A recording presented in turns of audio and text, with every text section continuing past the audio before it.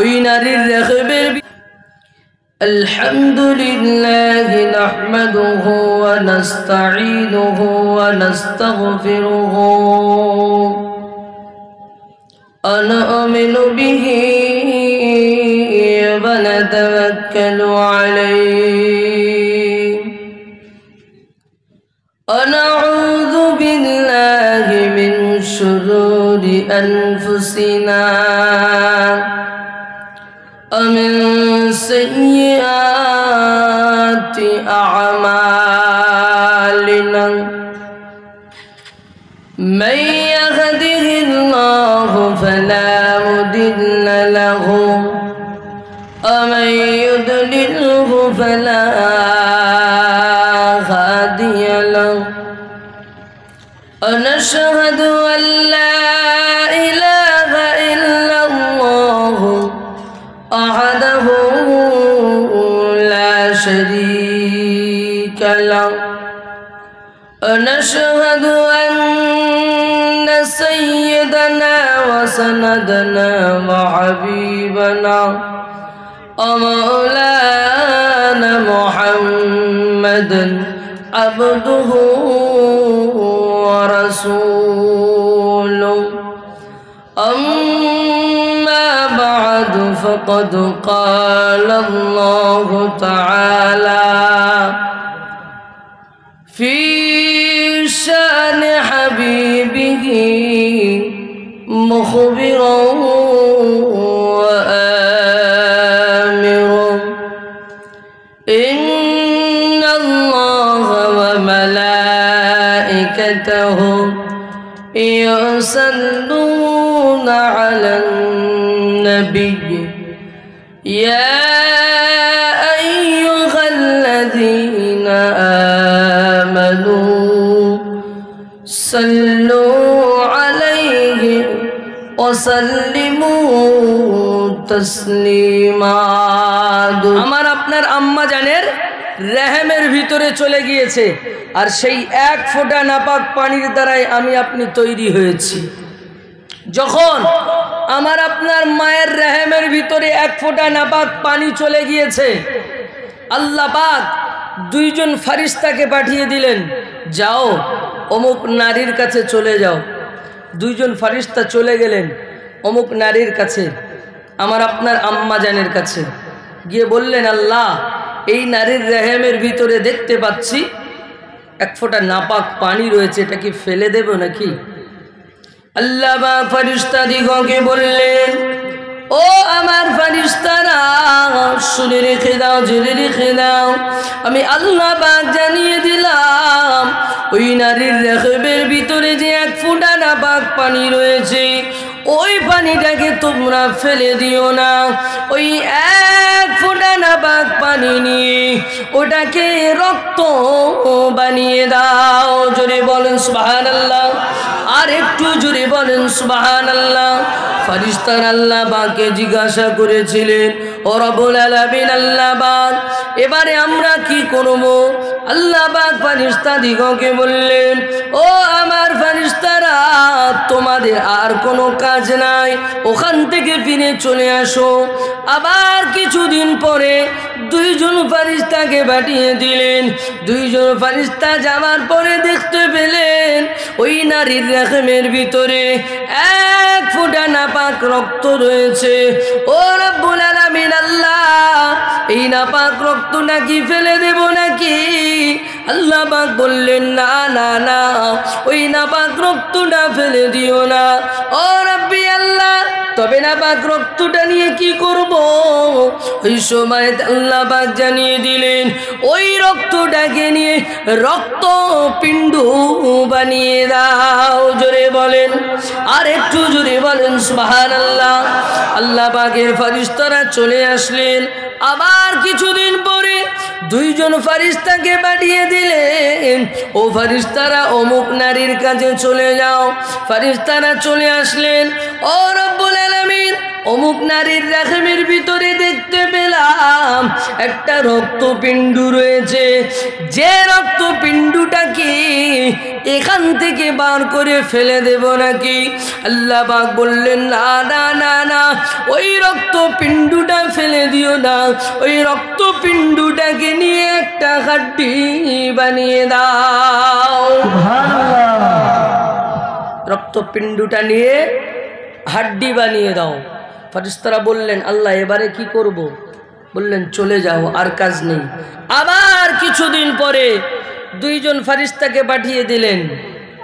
ফেরেশতারা এসে দেখছে একটা হাড্ডি রয়েছে। আল্লাহ হাড্ডিটা কি করব?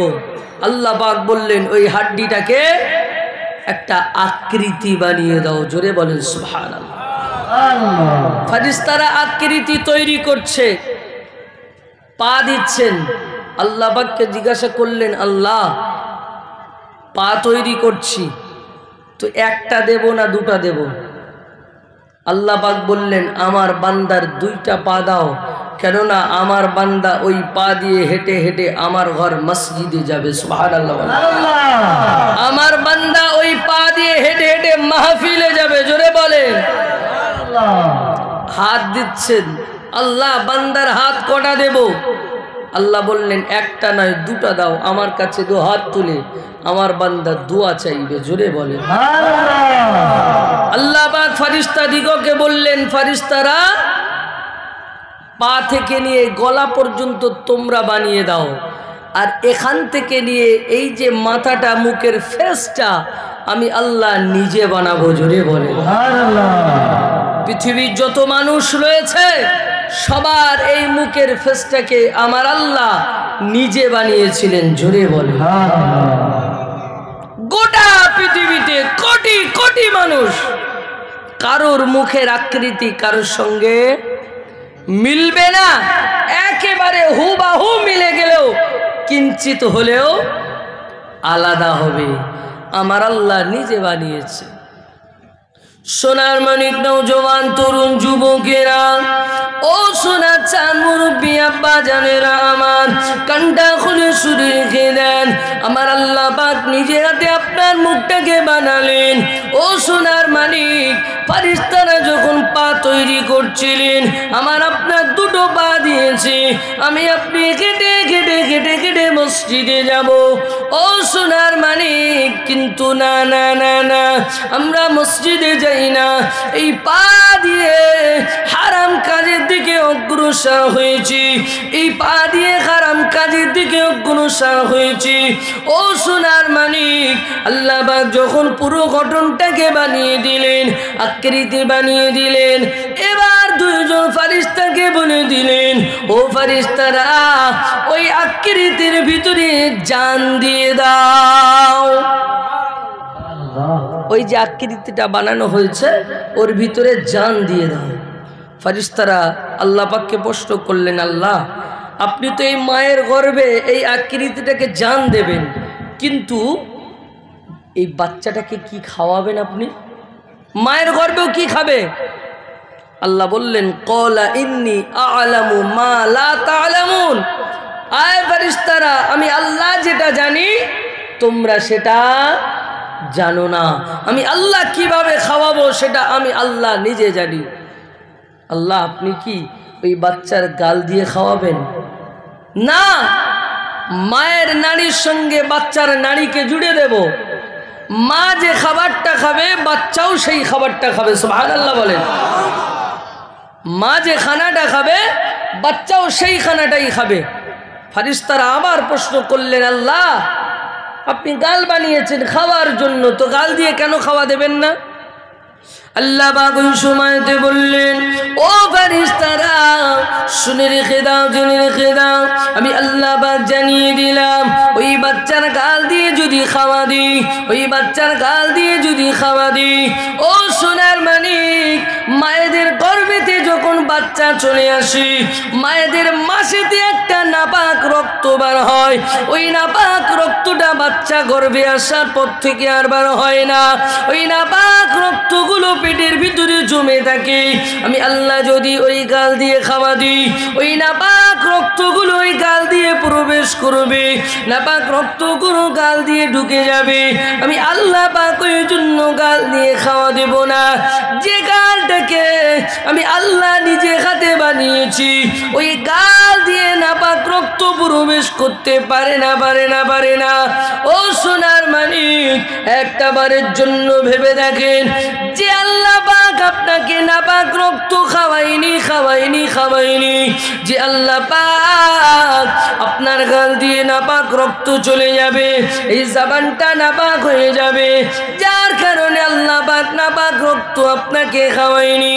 আজকে পৃথিবীর জমিনে আসার পরে হারামটা খড়খড় খড়খড় করে চালিয়ে দিয়েছি।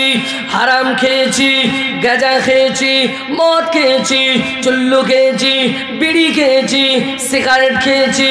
ও সোনার মানিক, পৃথিবীর যত শ্রেণীর হারাম আছে আমাদের কোনোটা বাকি নাই।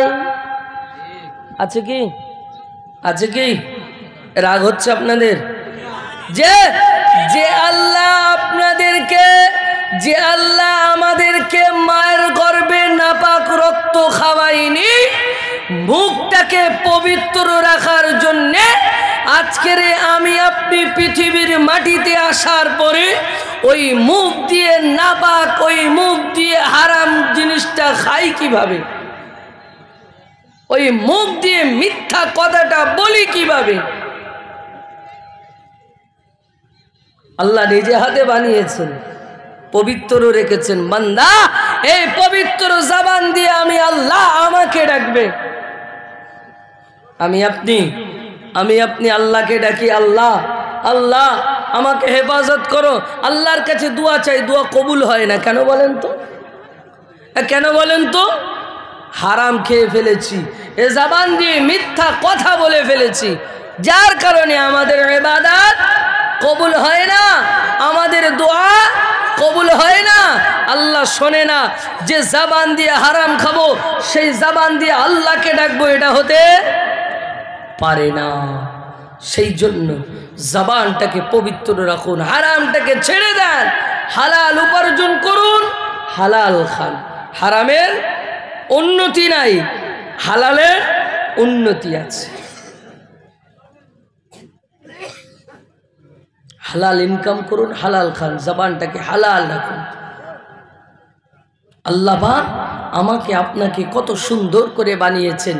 বারংবার বারংবার ফারিস্তাদেরকে পাঠিয়েছেন, ফারিস্তারা এসেছেন, একের পর এক, একের পর এক 10 মাস 10 দিন মায়ের গর্ভের ভিতরে মা কষ্ট স্বীকার করেছে। আল্লাহ পাকের রহম হয়েছে, পৃথিবীর মুখ দেখতে পেরেছে। যে সেই আল্লাহর ইবাদত থেকে আমরা পিছিয়ে, সেই আল্লাহর বান্দেগি থেকে আমরা পিছিয়ে। আল্লাহ পাক পবিত্র কালামুল্লাহ শরীফের ভিতরে জানিয়ে দিলেন, ওমা খালাকতুল জিন্না ওয়াল ইনসা ইল্লা লিয়াবুদুন। আমি আল্লাহ পাক পৃথিবীর জমিনে জিন এবং মানব জাতিকে সৃষ্টি করেছি শুধুমাত্র আমার ইবাদত করার জন্য, শুধুমাত্র আমার বান্দেগি করার জন্য, শুধুমাত্র আমার উপাসনা করার জন্য। ও বান্দা, পৃথিবীর জমিনে যাবে, আমি আল্লাহ আমার ইবাদত করবে, আমি আল্লাহ আমার বান্দেগি করবে, আমি আল্লাহ আমার উপাসনা করবে। ও বান্দা, পৃথিবীর জমিনে যাবার পরে যদি ইবাদত না করো, পৃথিবীর জমিনে যাবার পরে যদি বান্দেগি না করো, আমি আল্লাহ পাক জানিয়ে দিলাম, ফাদখুলি ফি ইবাদি ওয়াদখুলি জান্নাতি। ইবাদতের বদলা আমি আল্লাহ জান্নাত দিব। আর যদি বান্দা ইবাদত না করে, আমি আল্লাহ পাক জাহান্নামের মধ্যে ফেলে দেব। পৃথিবীর জমিনে এসেছি, এবারে ভেবে দেখি কোন রাস্তাতে চলবো, যে কোন রাস্তাতে চলবো, ভালো রাস্তায় চলবো না খারাপ রাস্তাতে চলবো। একবার দরুদ শরীফ পড়েন, আল্লাহুম্মা সাল্লি আলা সাইয়্যিদিনা মাওলানা মুহাম্মদ ওয়া আলা আলি সাইয়্যিদিনা মাওলানা মুহাম্মদ। আমি যদি কোনদিন মদিনাতে যাই, মদিনার মাটি তুমি শুনে নিও, রাসূল পাকের ওই কদম দুলা সুরমা করে মোর চোখে দিও। আমি যদি কোনদিন মদিনাতে যাই, মদিনার মাটি তুমি শুনে নিও, রাসূল পাকের ওই কদম দুলা সুরমা করে মোর চোখে দিও। জানি না কবে পাবো মদিনা দেখা, পাক মদিনা শুয়ে মোদের আকা।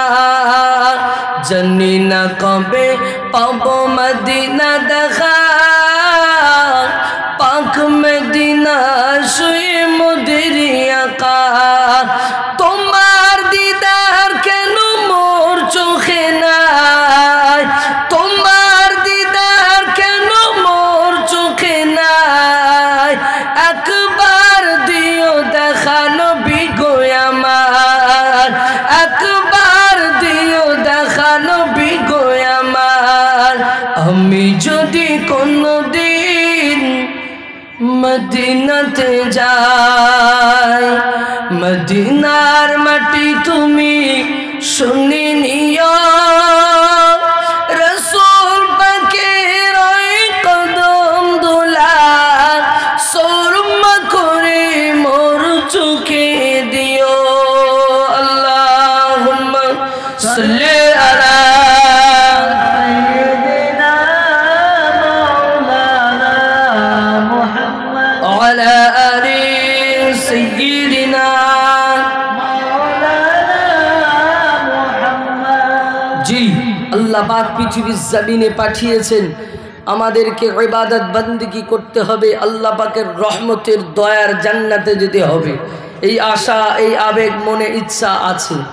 পৃথিবীর জমিনে যত শ্রেণীর মানুষ আছে, মদখোর, সুদখোর, হারামখোর, গেজাখোর, তাড়িখোর, বিড়িখোর, সিগারেটখোর, গুটকাখোর আর ভালোখোর।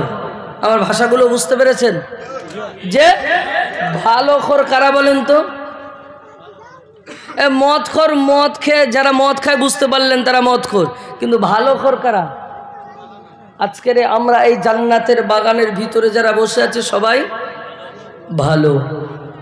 যারা বিড়ি টিড়ি খায় তারা ভাবছে আমি তো বিড়ি খাই, আমি তো ভালো নয়। অনেকে ভাবছে এরকম।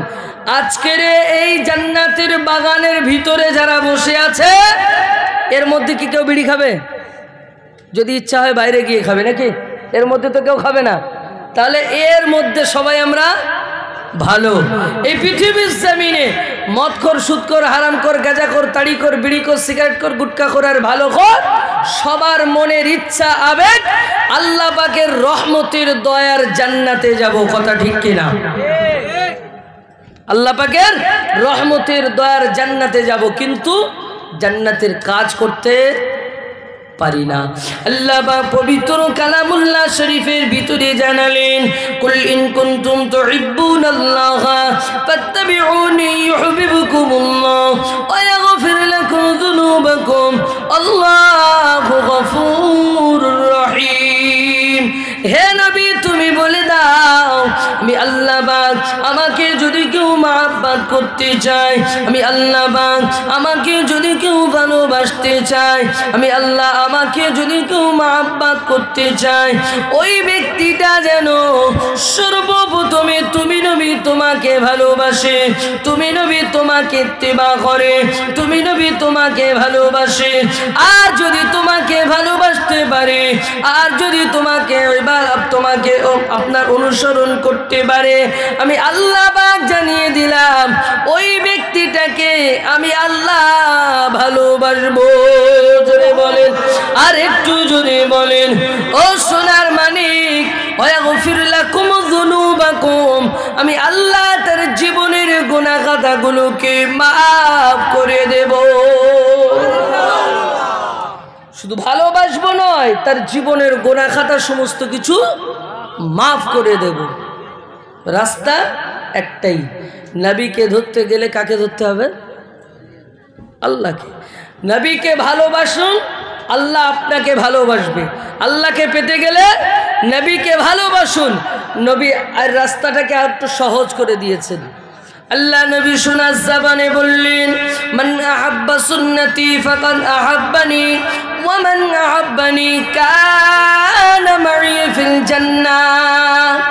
যে ব্যক্তি আমার সুন্নাতকে মহব্বত করবে, যে ব্যক্তি আমার সুন্নাতকে আঁকড়ে ধরবে, ওই ব্যক্তিটা আমি রাসূলুল্লাহ আমাকে মহব্বত করবে।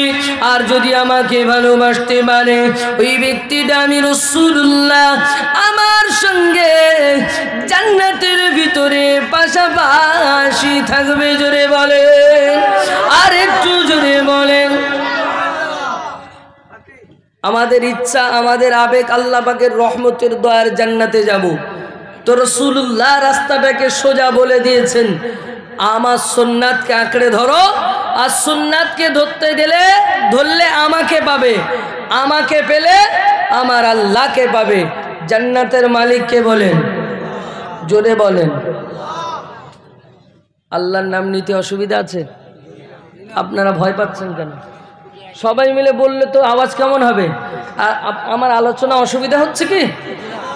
তাহলে আপনারা আল্লাহর নাম নিতে অসুবিধা কোথায়? জান্নাতের মালিককে বলেন, নারে তাকবীর। এতগুলো লোকে এই আওয়াজ, কিন্তু আমি নেমে চলে যাব। নারে তাকবীর, আরো জোরে নারে তাকবীর, নারে রিসালাত, নারে রিসালাত। ফুরন কাজ বোঝেন? ফুরন কাজ, ফুরন ভাষা বোঝেন? মানে এক গাড়ি পাথর পড়েছে, এই পাথরটাকে টেনে আপনার বাড়ি পর্যন্ত নিয়ে যেতে 10টা লোক লাগবে, কিন্তু 2টো লোক আপনার কাছে গিয়েছে, ভাই ওই পাথরটাকে টেনে তোমার বাড়ি পৌঁছে দেব, 10টা লোকের কাজ আমরা 2জন করে দেব, টাকা কিন্তু 10টা লোকের দিতে হবে। এটা হলো ফুরন কাজ, বুঝতে পেরেছেন? এখানে লোক বসে আছেন 100, তাকবীর দিতে হবে 1000 লোকের, পারবেন? এটা হলো ফুরন তাকবীর, পারবেন? 1000 লোকের তাকবীর। যারা বাড়িতে চলে গিয়েছে, ওরা ঘুমাচ্ছে, ওদের ঘুম ভাঙিয়ে তুলে আনতে হবে, পারবেন? পারবেন? একবার রিস্ক নেন, নারে তাকবীর। ওরা তো একটু নড়ে শুয়েছে, উঠেনি তো এখনো, আরো জোরে চেষ্টা করেন, নারে তাকবীর, নারে তাকবীর। এটা হলো ফুরন, এরপরে হলো মরণ। এই তাকবীর দিতে দিতে কেউ মরেও যেতে পারে, রিস্ক নেবেন? মরতে রাজি আছেন? হাত তোলেন দেখি, মরতে রাজি আছেন? নারে তাকবীর। এই তাকবীর দিতে দিতে যদি কেউ মারা যায়, ভয় খাওয়ার দরকার নেই। সারা জীবন নামাজ পড়েননি, ভালো কাজ করেননি, আজকের এই গ্রামের নাম কি? উত্তর মোহনপুর জলসায় মাহফিলে বসে তাকবীর দিতে গিয়ে যদি মারা যান, কিয়ামতের ময়দানে উঠবেন, আল্লাহ পাকের সামনে দাঁড়িয়ে যাবেন, আল্লাহ আপনাকে হিসাব নেবে, সারা জীবন কি করেছো বান্দা বলো। আপনি তখন বলবেন ও হিসাবটা পরে হবে, উত্তর মোহনপুর জলসায় বসে আপনার নাম নিতে গিয়ে গলা ফেটে মারা গেছি, ওই হিসাবটা আগে হোক। বুঝতে পারেননি? একবার রিস্ক নেন, মরণ তকবীর, নারায়ে তাকবীর। কেউ তো মরিনি এখনো, এক আধটা তো মরার দরকার আছে, তবে মরণ তকবীর নাম হবে তো নাকি? আর একবার বলেন নারায়ে তাকবীর, নারায়ে তাকবীর। আল্লাহ আমাদের আওয়াজকে কবুল করেন, সকলে বলুন আল্লাহুম্মা আমিন। আর একটু জোরে বলেন আল্লাহুম্মা আমিন। শয়তান আশেপাশে ঘোরাফেরা করছিল, কিছু লোকের পিঠে এসে হাত বোলাচ্ছিল, ওঠ জলসা ভালো লাগে না, ওঠ বাইরে যা। শয়তান অনেকটা দূরে পালিয়েছে, অসুবিধে নেই নাকি?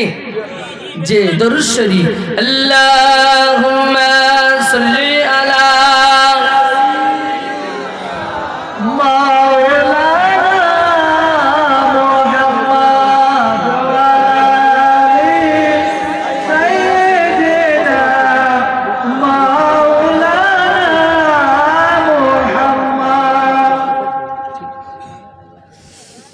লক্ষ তারার মাঝে দেখো একটি তারা, যারে লাগে পাগল ওই বসুন্ধরা।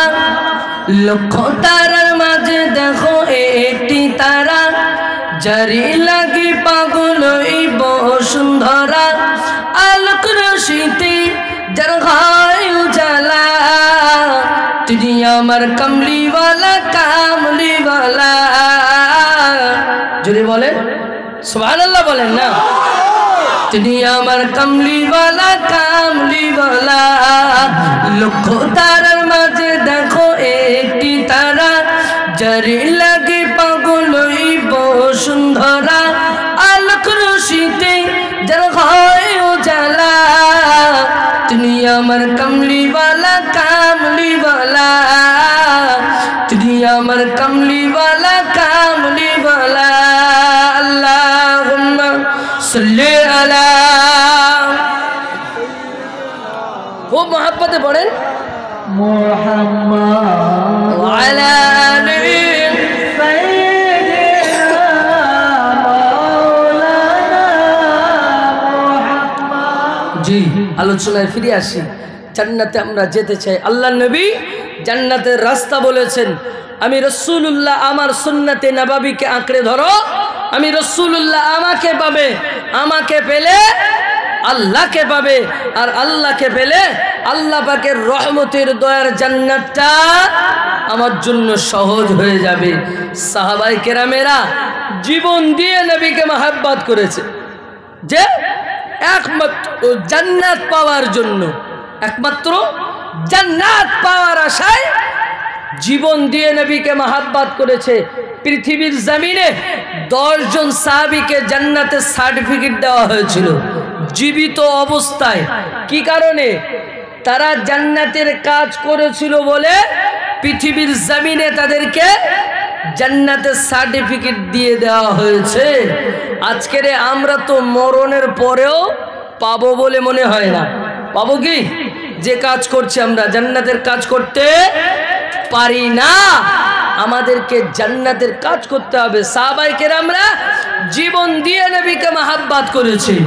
আল্লাহ নবীর কলিজা ছিলেন সাহাবী হযরতে আবু বকর সিদ্দিক রাদিয়াল্লাহু তাআলা আনহু। এর নাম শুনেছেন? আবু বকর সিদ্দিক রাদিয়াল্লাহু তাআলা আনহু, তিনি নবীকে জীবন দিয়ে মহব্বত করতেন। জি, তিনি নবীকে জীবন দিয়ে মহব্বত করতেন। আল্লাহ নবীর কলিজা ছিল সাহাবীর কানে একদিন খবর পৌঁছে গেল যে আল্লাহ নবী পৃথিবীর জমিন থেকে বিদায় নিয়েছে, চলে গেছে, মারা গেছে। এই খবরটা যখন আল্লাহ নবীর কাছে, এই আবু বকর হুজুরের কাছে পৌঁছে গেল, ঠিক সেই সময়তে আবু বকর হুজুর বিশ্বাস করতে পারছে না যে আল্লাহ নবী বিদায় নিয়েছেন। এটা তো হতেই পারে না, যে আল্লাহ নবী বিদায় নিয়েছেন, এটা তো হতে পারে না। আমি আবু বকর বিশ্বাস করি না। আল্লাহ নবীর কলিজা ছেড়া সাহাবী ছুটে ছুটে চলে গেলেন। আল্লাহ নবীর কলিজা ছেড়া সাহাবী হযরত আবু বকর সিদ্দিক রাদিয়াল্লাহু তাআলা আনহু ওই সময়তে দেখতে পাওয়া গেল আল্লাহ নবীকে মেরে বেঈমানের বাচ্চারা জমিনে ফেলে রেখেছে। আল্লাহ নবী জমিনে পড়ে রয়েছে, অজ্ঞান অবস্থায় পড়ে রয়েছে। ও সোনার মানিক, বেঈমানের বাচ্চারা গোটা এলাকাতে আওয়াজ তুলে দিয়েছে মুহাম্মদ মারা গিয়েছে, মুহাম্মদ শেষ হয়ে গিয়েছে। আল্লাহ নবীর কলিজা ছেড়া সাহাবী আল্লাহ নবীকে কোলে করে তুলে নিয়ে আল্লাহ নবীকে, সাউন্ড কি হচ্ছে? যেটা আছে ওটাই রেখে দেন, হাত দেওয়ার দরকার নেই। আল্লাহ নবীকে কোলে করে তুলে নিয়ে পার্শ্ববর্তী একটা আঙ্গুর বাগানে নিয়ে চলে গেলেন।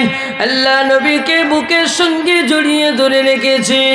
ইয়া রাসূলুল্লাহ, ইয়া হাবিবাল্লাহ হুজুর, ইয়া রাসূলুল্লাহ, ইয়া হাবিবাল্লাহ হুজুর, একটা বারের জন্য জবানটা খুলুন, একটা বারের জন্য চোখটা খুলুন, একটা বারের জন্য জবানটা নেড়ে কথা বলুন। আল্লাহ নবী চোখটা খোলে না, আল্লাহ নবী জবানটা নেড়ে কথা বলে না। ও সোনার মানিক, নওজোয়ান তরুণ যুবকেরা কানটা খুলে শুনে রেখে দেন। দ্বিতীয়বার আমার বললেন হুজুর একটা বারের জন্য জবানটা নেড়ে কথা বলুন, হুজুর একটা বারের জন্য চোখটা খুলুন। আল্লাহ নবী চোখটা খোলে না, আল্লাহ নবী জবানটা নেড়ে কথা বলে না। তৃতীয়বার আবার বললেন হুজুর চোখটা খুলুন, হুজুর জবানটা নেড়ে কথা বলুন। আল্লাহ নবী চোখটা খোলে না, জবানটা নেড়ে কথা বলে না। আল্লাহ নবীর কলিজা ছেড়া সাহাবী হযরত আবু বকর আশাটাকে ছেড়ে দিয়েছে।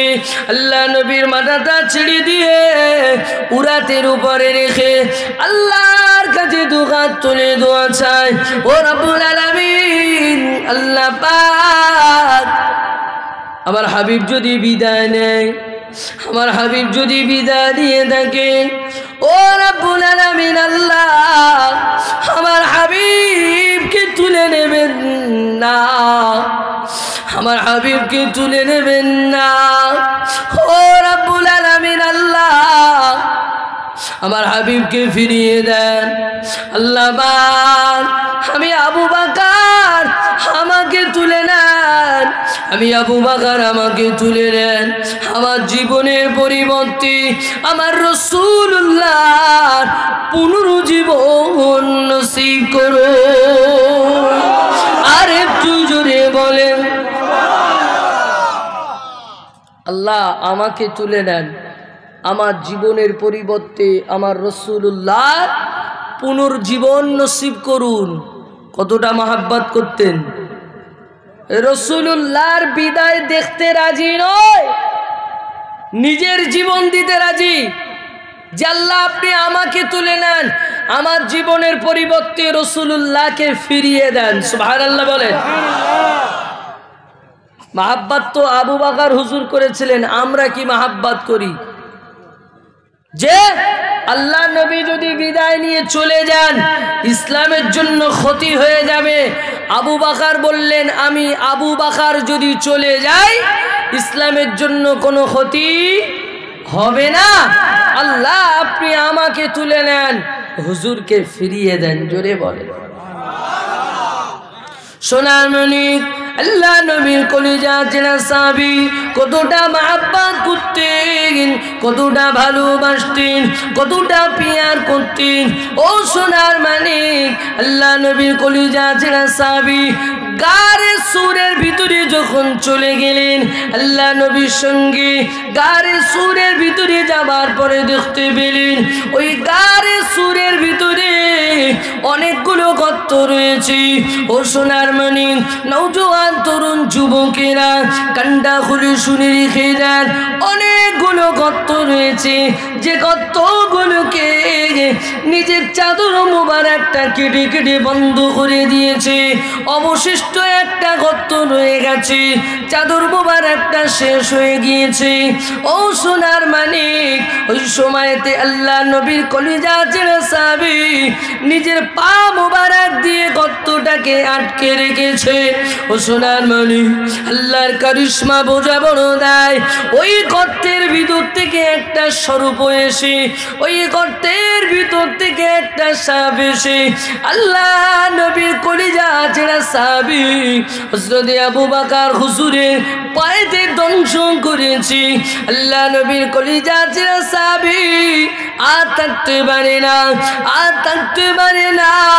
ওই সময়তে দেখতে পাগানো চোখ দিয়ে টপ টপ টপ টপ করে পানি পড়ে। ও সোনার মানিক, একটা বারের জন্য কানটা খুলে শুনে রেখে দেন। চোখ দিয়ে পানি পড়ে, পানিগুলোকে হাত দিয়ে ধরে নেয়, কেননা এক ফোঁটা পানি যদি রাসূলুল্লাহর চেহারা মোবারকে পড়ে যায়। আল্লাহ নবী তো আবু বকর হুজুরের উরাতে মাথা দিয়ে ঘুমাচ্ছেন, আর আল্লাহ নবীর চেহারা মোবারকে যদি এক ফোঁটা পানি পড়ে যায়, আল্লাহ নবীর সঙ্গে বেয়াদবি হয়ে যাবে, আল্লাহ নবীর সঙ্গে বেয়াদবি হয়ে যাবে। না না না না, এক ফোঁটা পানি ফেলা যাবে না। হাত দিয়ে পানিগুলোকে ধরে নিচ্ছেন, এক ফোঁটা পানি ওই হাত থেকে আল্লাহ নবীর চেহারা মোবারকে পড়ে গেলেন। আল্লাহ নবী চট করে উঠে বসলেন। ও বাবাজি আবু বকর, কি হয়েছে তোমার? ও বাবাজি আবু বকর, কি হয়েছে তোমার? কি ব্যাপার? চোখ দিয়ে কেন পানি পড়ে? আল্লাহ নবী কলিজা ছেঁড়া সাহাবী বললেন, হুজুর, আমি যে গর্তের মুখে পা দিয়ে রেখেছিলাম, ওই গর্তের ভিতরে দেখতে পেলাম, ওই গর্তের ভিতর থেকে একটা সর্প এসে আমি আবু বকর আমার পায়েতে দংশন করেছে। হুজুর, আমি সহ্য করতে পারি না, হুজুর, আমি সহ্য করতে পারি না। শরীরটা আমার নীল বর্ণ হয়ে গিয়েছে, চোখ দিয়ে টাপ টাপ করে পানি পড়ে। আল্লাহ নবী বললেন, আবু বকর, আমাকে কেন ডাকনি বাবা? আমাকে কেন তুমি ডাকনি? তোমার শরীরের এমন পরিস্থিতি হওয়ার পরেও তুমি আমাকে কেন ঘুম থেকে ডাকনি বাবা? আল্লাহ নবী বারবার বলছেন, আবু বকর, আমাকে কেন ঘুম থেকে ডাকুনি বাবা? আল্লাহ নবীর কলিজা ছেঁড়া সাহাবী উত্তর দিলেন, হুজুর, সাপ আমাকে কামড়ে নিয়েছে, নিক, অসুবিধা নাই। সাপের কামড়ে আমি আবু বকর জীবন দিতে রাজি আছি, কিন্তু আপনার ঘুম ভাঙাতে রাজি নয়। জোরে বলে। সাপের কামড়ে আমি আবু বকর জীবন দিতে রাজি, কিন্তু আপনার ঘুম ভাঙাতে রাজি নয়। কতটা মাহাব্বত করেছিলেন, কতটা ভালোবাসতেন তারা। আর আজকের আমরা কতটা মাহাব্বত করি, কতটা ভালোবাসি। যে আমাদের মাহাব্বত তানাদের মাহাব্বত যদি মেলানো যায়, এক হবে কি? হবে কি? হবে না। তবে তো তারা পৃথিবীর জমিনে জান্নাতের সার্টিফিকেট পেয়েছে। নবীকে মাহাব্বত করতে হবে, নবীকে ভালোবাসতে হবে, যে তবে আল্লাহ পাকের রহমতের দয়ার জান্নাত পাবো। হযরতে উমর ফারুক রাদিয়াল্লাহু তাআলা আনহু নবীকে কতটা মাহাব্বত করেছিলেন। হযরতে উসমান গনি নবীকে কতটা মাহাব্বত করেছিলেন। হযরতে আলী কাররামাল্লাহু নবীকে কতটা মাহাব্বত করেছিলেন।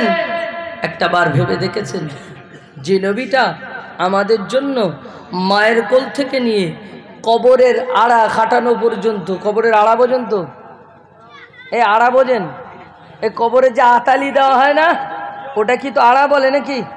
আতালি, ওই খাটানো পর্যন্ত আমার নবী আমাদের জন্যই কেঁদেছেন।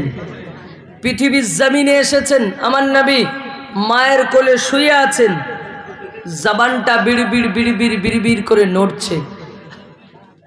আম্মা জান আমিনা কানটাকে লাগিয়ে দিলেন, আমার বেটা কি বলে দেখি।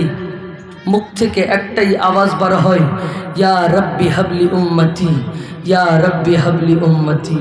আমার উম্মতির উপায় কি হবে? আমার উম্মতির উপায় কি হবে? আল্লাহ নবী যেদিন পৃথিবীর জমিন থেকে বিদায় নিয়ে চলে যাচ্ছেন, আল্লাহ নবীকে কবরে শোয়ানো হচ্ছে, ঠিক এমত সময় মাথার দিকে একজন নেমেছে, পায়ের দিকে একজন নেমেছে। যে সাহাবীটা মাথার দিকে নেমেছে আল্লাহর নবীর মাথাটা বুকের সঙ্গে জড়িয়ে ধরে রেখেছে। ওপর থেকে আবু বকর হুজুর আওয়াজ দেয়, ভাই একটা বারের জন্য আল্লাহর নবীর মুখের কাপড়টা সরিয়ে দাও, শেষবারের মতো একটু দেখে নেই। মুখের কাপড়টা সরিয়ে দেওয়া হলো। দেখা গেল আল্লাহর নবীর চোখের কোনায় পানি জমে রয়েছে। সুবহানাল্লাহ বলে। জবানটা যেন বিড়বিড় বিড়বিড় বিড়বিড় করে নড়ছে। আল্লাহ নবীর কলিজা চেনা সাহাবী হযরত আবু বকর সিদ্দিক রাদিয়াল্লাহু তাআলা আনহু ওই সময়তে দেখতে পাগল। আল্লাহ নবীর কলিজা চেনা সাহাবী ওই সময়তে বললেন, ও আমার সাহাবী ভাই, ও আল্লাহ নবীর সাহাবী, একটা বারের জন্য আল্লাহ নবীর মুখের কাপড়টা সরিয়ে দাও। মুখের কাপড়টা সরিয়ে দাও হলো, জবানটা যেন বিড়বিড় করে নড়ে। আল্লাহ নবীর কলিজা চেনা সাহাবী বলেছিলেন, ও আল্লাহ নবীর সাহাবী, দেখো না একটা বার তোমার কানটাকে লাগিয়ে দেখো না। আল্লাহ নবীর জবানটা বিড়বিড় করে নড়ে, কানটা লাগিয়ে দিলেন, জবানটা বিড়বিড় করে নড়ে। ইয়া রাব্বি হাবলি উম্মতি, ইয়া রাব্বি হাবলি উম্মতি, ইয়া রাব্বি হাবলি উম্মতি। আমার উম্মতের উপায় কি হবে, আমার উম্মতের উপায় কি হবে, আমার উম্মতের উপায় কি হবে। ও সোনার মানিক, নওজোয়ান তরুণ যুবকেরা কানটা খুলে শুনে রেখে দেন। ওই সময়তে দেখতে পাগল আল্লাহ নবীর কলিজা চেনা সাহাবী যখন এই আওয়াজটা শুনতে পেলেন, ওই সময়তে কান্না থামিয়ে রাখতে পারলেন না। আমি আপনাদের কাছে বলতে চাই, যে নবীটা মায়ের কোল থেকে নিয়ে কবরের আড়া খাটানো আতালি খাটানো পর্যন্ত আপনার জন্য কেঁদেছেন, আপনি কতটা নবীর জন্য কেঁদেছেন? আপনি কতটা নবীর জন্য কেঁদেছেন? আপনি কতটা নবীকে মহব্বত করেন? আপনি কতটা নবীকে ভালোবাসেন?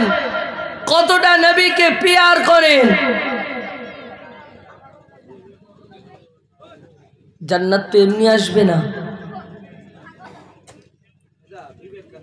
জান্নাত পেতে গেলে নবীকে মহব্বত করতে হবে, ভালোবাসতে হবে। দরুদ শরীফ আল্লাহুম্মা সাল্লি আলা সাইয়্যিদিনা মুহাম্মদ ওয়া আলা আলি সাইয়্যিদিনা মাওলানা মুহাম্মদ। হর গুম্বদ जो देखोगे ज़माना भूल जाओगे, हर गुंबद जो देखोगे ज़माना भूल जाओगे।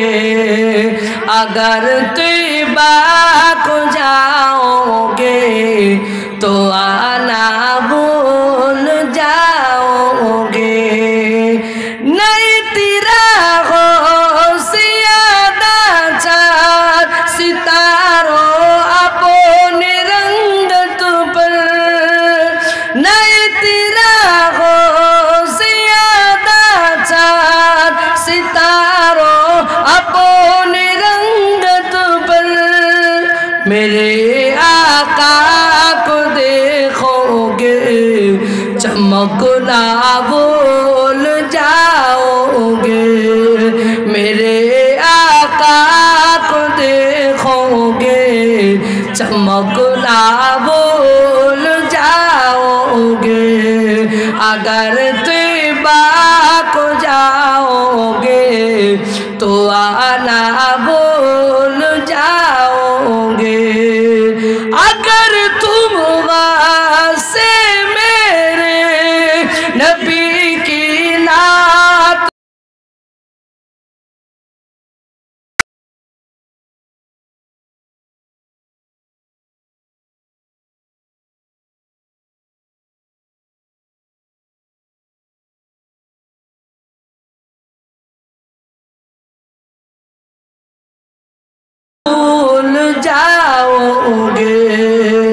मेरा गवाह तुम गाना बजाना भूल जाओगे, अगर तौबा को जाओगे तो आना भूल जाओगे।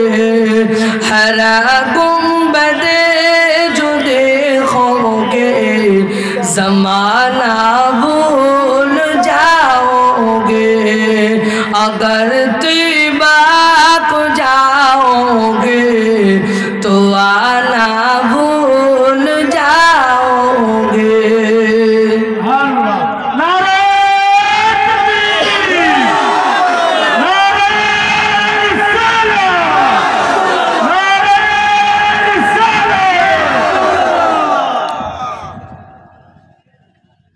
এখানে হাজী সাহেব কেউ আছেন? হাজী সাহেব হজ পাকে গিয়েছেন?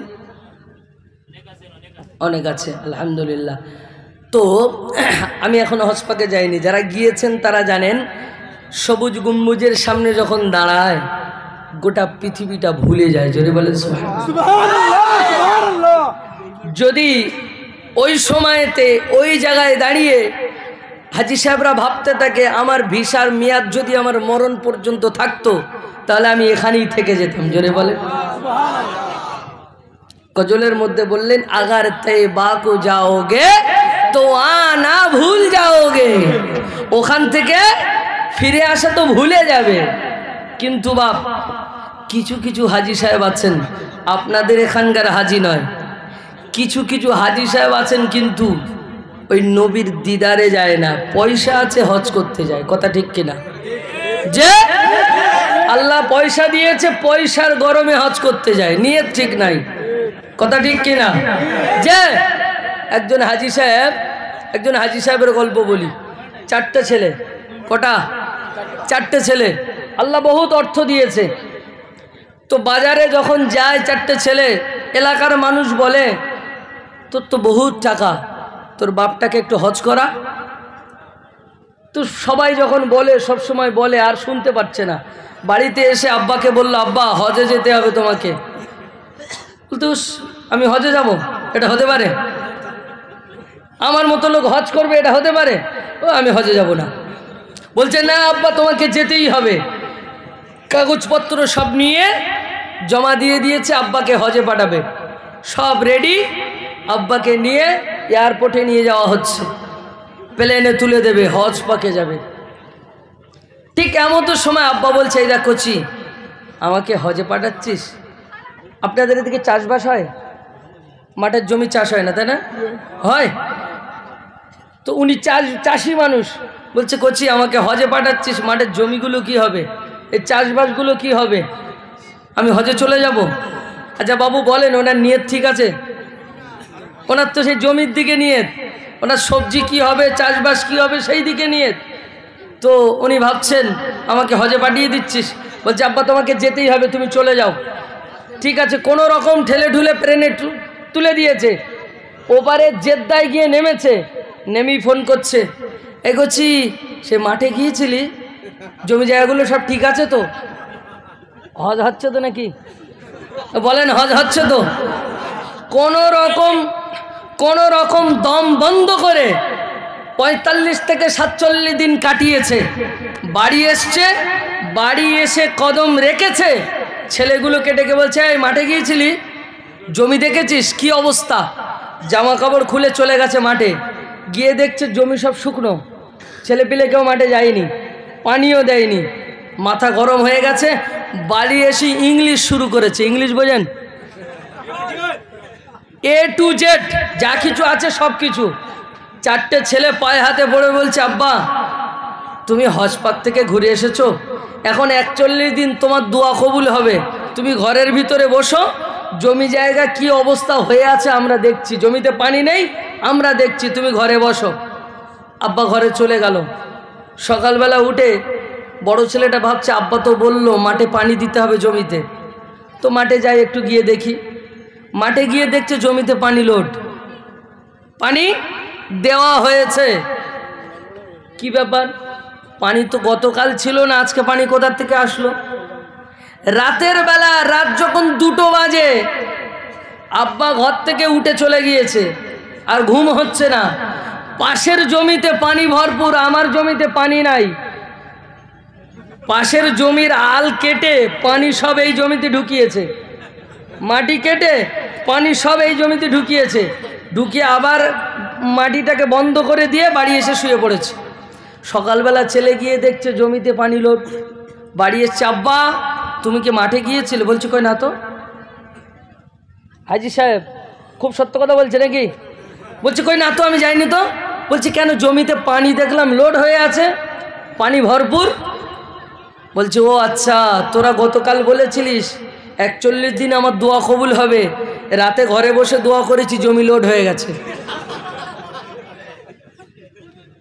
ঘরে বসে দোয়া করেছি, জমি লোড হয়ে গেছে। 4টে ছেলে ভাবছে আমার বাপ কি জিনিস তো আমরা জানি, ওই দোয়া কবুল হবে?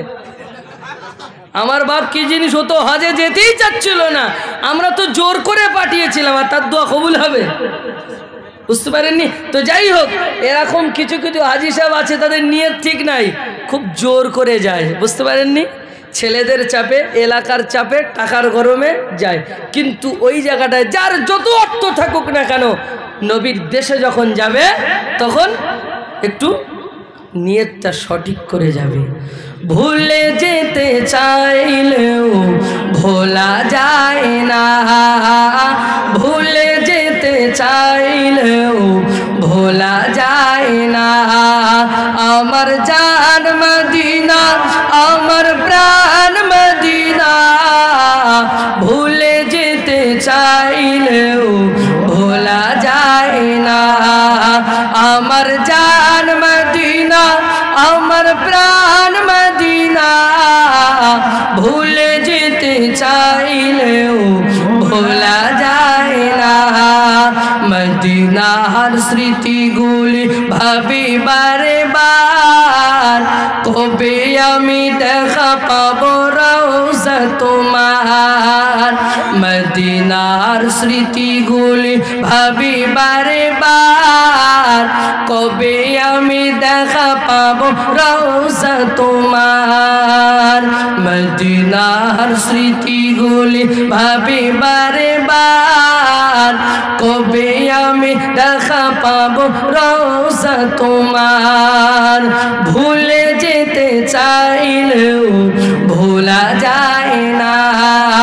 আমার জান মদিনা, আমার প্রাণ মদিনা, ভুলে যেতে চাইলেও ভোলা যায় না। আল্লাহুম্মা সাল্লি আলা সাইয়্যিদিনা মাওলানা মুহাম্মদ ওয়া আলা আলি সাইয়্যিদিনা।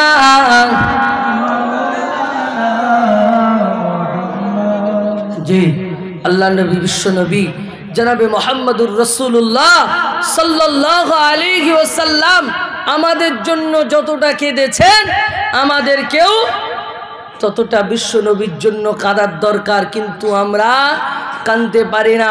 আমরা মুখে বলি জান্নাতে যাব, জান্নাতে যাব, জান্নাতে যাব, মুখে বলি নবী তোমার দেওয়ানা, নবী তোমার দেওয়ানা, নবী তোমার দেওয়ানা। নামাজ আমরা পড়বো না, নবী তোমার দেওয়ানা। কোরআন আমরা শিখবো না, নবী তোমার দেওয়ানা। দাড়ি আমরা রাখবো না, নবী তোমার দেওয়ানা। সুন্নতি লেবাস আমরা পড়বো না।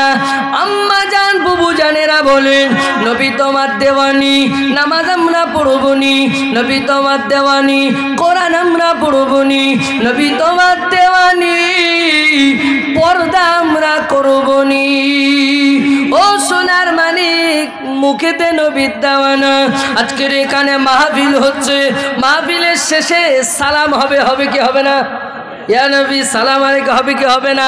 মাথায় পাগড়ি বেঁধে নবীর মহব্বতে ইয়া নবী সালাম আলাইকা বড় মহব্বত দেখিয়ে দিলাম। সারা বছর নামাজ নাই, সারা বছর রোজা নাই, নবীর সুন্নাত আমার ভিতরে নাই। ও সোনার মানিক, জান্নাতটা তো আপনি পাবেন না। জান্নাতে যেতে গেলে আসসালাতু মিফতাহুল জান্নাহ, নামাজ হচ্ছে জান্নাতের চাবিকাঠি। নামাজ হচ্ছে জান্নাতের চাবিকাঠি। জান্নাতের দরজাটা খুলতে গেলে আপনাকে তো চাবি নিয়ে যেতে হবে। চাবি ছাড়া গেলে জান্নাতে ঢুকতে পারবেন? পারবেন কি? পারবেন না। জান্নাতে যেতে গেলে আপনাকে তো চাবি নিয়ে যেতে হবে, কথা ঠিক কিনা? যে আপনার এলাকার 10টা ছেলে কি 3টে ছেলে 5টা ছেলে বিদেশে বেড়াতে গিয়েছে, বিদেশে অন্য দেশে বেড়াতে গিয়েছে। তো অন্য দেশে যাওয়ার পরে সেখানে একটা ফ্ল্যাট ভাড়া নিয়েছে 75 তলার উপরে, 75। কত তলা? 75, 75 তলার উপরে তাদের ঘর। 3 দিনের জন্য ভাড়ায় নিয়েছেন। 3 দিন পরে সেখান থেকে রিটার্ন আসবেন, আপনাদের এলাকাতে বাড়ি আসবেন তারা। তো ফ্ল্যাটের নিয়ম হলো রাত 10টার ভিতরে ফ্ল্যাটে আসতে হবে, নচেত গেট বন্ধ হবে, লিফট বন্ধ হয়ে যাবে। আর 75, 75 তলায় উঠতে গেলে লিফট লাগবে তো নাকি? সিঁড়ি দিয়ে উঠতে পারবে কেউ? পারবে না। তো আপনাকে লিফট ব্যবহার করতে হবে। তো রাত্রি 10টার মধ্যে ওই লিফট বন্ধ হয়ে যায়, গেট বন্ধ হয়ে যায়। ওরা 2 দিন সময় মতো এসেছে। শেষ দিনে যেদিন বাড়িতে ফিরে আসবে, ওরা ভাবছে কাল সকালে রুম ছেড়ে দিতে হবে, বাড়ি চলে যাব, একটু কেনাকাটা করতে গিয়েছে। কেনাকাটা করতে করতে রাত 12টা বেজে গেছে। রুমে এসে দেখছে রুম গেট বন্ধ হয়ে গেছে, লিফট বন্ধ হয়ে গেছে। কোন রকম গেটম্যান যিনি ছিল তানাকে বলার পরে গেটটা খুলে দিয়েছে। গেটম্যান বলছে লিফট তো চালু করা যাবে না, তাহলে উঠতে হবে কিভাবে? সিঁড়ি দিয়ে উঠতে হবে। চলো সিঁড়ি দিয়ে ওঠো। 3 বন্ধু সিঁড়ি দিয়ে ওঠা শুরু করলেন। গল্প করতে করতে করতে করতে সিঁড়ি দিয়ে 75 তলার উপরে উঠে গেল। রুমের সামনে গেল, যাওয়ার পরে 3 জনা পকেট হাতে দেখছে সে ঘরের চাবি নাই। ঘরের চাবি কোথায়? সেই গেটম্যানের কাছে। আচ্ছা বলেন, ওই চাবি কি ওরা ওখান থেকে ফিরে আবার নিয়ে আসতে পারবে? সম্ভব হবে? 1 তলা 2 তলা 3 তলা 4 তলা পর্যন্ত সহজ, এর ওপরে উঠতে গেলে পার হাঁটু খুলে যাবে না? ওই 75 তলা থেকে আবার নিচেই নেমে এসে চাবি নিয়ে যাওয়া সম্ভব নয়। তেমন কবরে চাবিবিহীন চলে যাওয়ার পরে কবর থেকে ফিরে আবার এসে দুনিয়া থেকে চাবি নিয়ে যাওয়া সম্ভব নয়। সেই জন্য যখন কবর থেকে দুনিয়া থেকে বিদায় নেব, তার আগে আমাদেরকে চাবি নিয়ে যেতে হবে। চাবি নিয়ে তারপরে কবর যেতে হবে। আসসালাতু মিফতাহুল জান্নাহ, নামাজ হচ্ছে জান্নাতের চাবি। ও সোনার মানিক, এই চাবিটা নিয়ে যেতে হবে। নামাজ আল্লাহর দরবারে কবুল হবে, ওই রকম নামাজ পড়তে হবে, তবে সেই নামাজের দ্বারাই আমরা জান্নাত পাব। এখন তো আমরা নামাজ পড়ি হাইব্রিড নামাজ। হাইব্রিড বোঝেন? मैं यहाँ हूँ मेरा दिल मदीना में है। नमाज़े दाड़िएছি, अल्लाहु अकबर। अल्हम्दुलिल्लाह रब्बिल आलमीन अर्रहमानिर रहीम मालिकी यौमिद्दीन। ইমাম সাহেব সুন্দর করে কিরাত পড়ছেন, আমি আপনি পিছনে দাঁড়িয়ে আছি।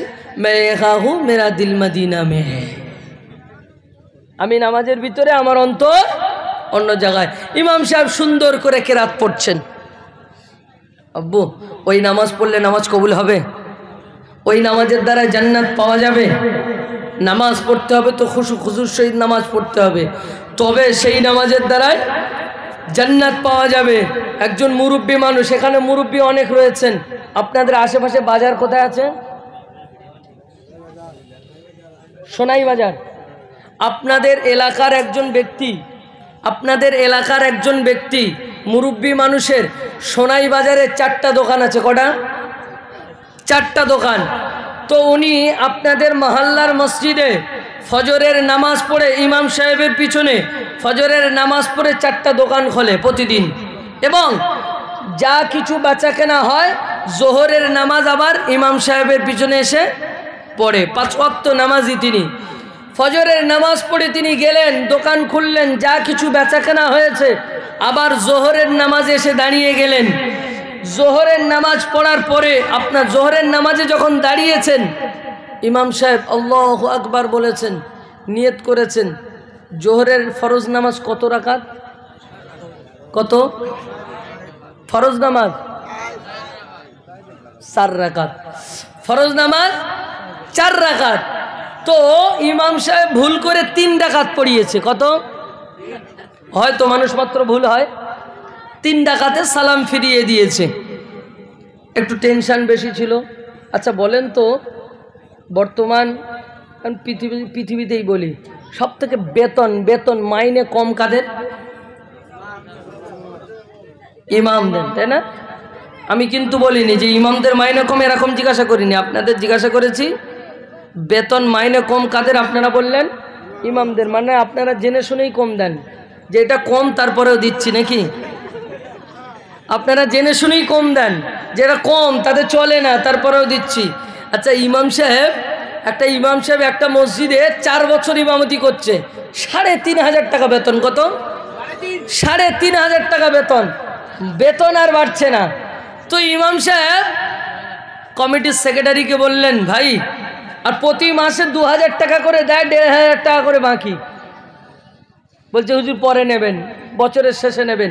4 বছর পরে ইমাম সাহেব বলছে, আমি আর এখানে থাকবো না, পাশের একটা মসজিদ ঠিক করেছে, পাশের মসজিদে চলে যাব, এই মসজিদে আর থাকবো না। তো সেক্রেটারি সাহেবকে বললেন, এতদিনে আমার যে টাকাটা বাকি পড়েছে ওই টাকাটা একটু দিয়ে দেন। সেক্রেটারি সাহেব মাথা নিচু করে চোখটা বন্ধ করে বললেন, হুজুর আল্লাহর রাস্তায় ক্ষমা করে দেন। কি করবেন? আল্লাহর রাস্তায় ক্ষমা করে দেন, মানে ওই টাকাটা আর দিতে পারছি না। ইমাম সাহেব মাথা নিচু করে চোখটা বন্ধ করে বললেন, 4 বছরে ফজরের নামাজ সব বিনা অজুতে পড়িয়েছি, আবার ঘুরিয়ে পড়ে নেন। বুঝতে পারেননি? টাকা যেরকম ডিউটি সেরকম। তুমি টাকা 4 বছরে ঝুলিয়ে রেখেছো, আমি ফজরের নামাজটাও ঝুলিয়ে রেখেছি, সব আবার ঘুরিয়ে পড়ে নাও। তবে ইমাম সাহেব এরকম করে না। করে কি? ইমাম সাহেব মসজিদে জুমার দিনে মেম্বারে বসেছেন, খুতবা দেবেন। মসজিদের সেক্রেটারি এসে ইমাম সাহেবের হাতে কড়কড়ে একটা 500 টাকার নোট দিয়েছে, হুজুর আমার ছেলে চাকরির ইন্টারভিউ দিতে গিয়েছে, আমার ছেলের জন্য একটু দোয়া করবেন, ভালো যেন একটা চাকরি পায়। ইমাম সাহেব 500 টাকার নোটটা পকেটে নিয়ে নামাজের শেষে দোয়া করছে, ও রব্বুল আলামিন আল্লাহ, সেক্রেটারি সাহেবের ছেলে চাকরির ইন্টারভিউ দিতে গিয়েছে, আল্লাহ পাক ভালো যেন একটা চাকরি পায়, কিন্তু বেতনটা যেন আমার মতো হয়। কত? 3,500। কত? 3.5। নামাজের শেষে সেক্রেটারি সাহেবের চোখ 10 টাকার রসগোল্লা দেখেছেন, মিষ্টি এইরকম বড় বড় হয়ে গিয়েছে। ইমাম সাহেব 500 টাকার একটা কড়কড়ে নোট দিলাম তোমাকে, আর দোয়া এইরকম। বলছে আমি কি খারাপ করলাম যে 3,500 টাকায় আমার ছেলের সংসার চলে? আচ্ছা ইমামের বেতন